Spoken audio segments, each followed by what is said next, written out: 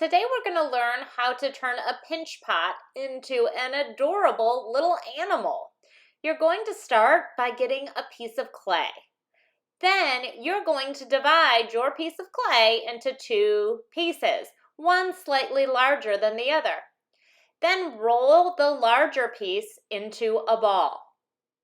Probably the size of a golf ball or a little bigger than that.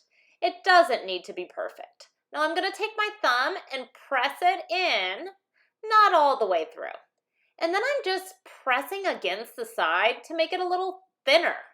Now I want to make legs on my pot. I'm going to go to the bottom and just pinch a little tiny bit to make a leg.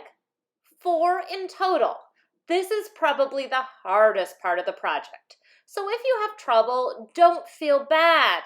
Just raise your hand and I will be super glad to help you.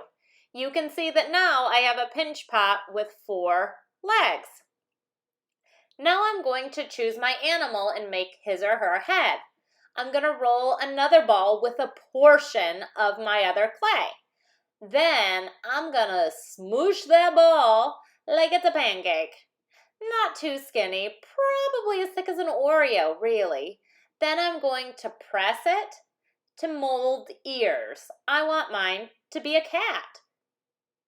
Then I'm going to use a tool that has a point to impress any features like my eye, my other eye, my nose.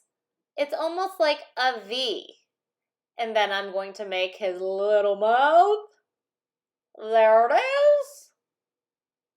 Maybe even some whiskers.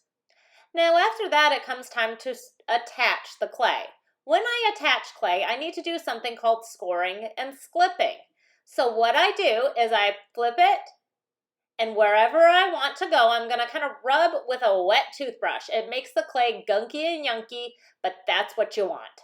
Then you're going to do the same thing to the other side. Now I'm going to press those 2 wet, yucky pieces of clay together. Next, I'm just applying pressure and I'm molding the seam so that way it won't fall off. I'm just going right around where the 2 pieces attach. Then I'm going to flip to the back and you can see right at that seam, I'm just going to weld it together so it becomes one.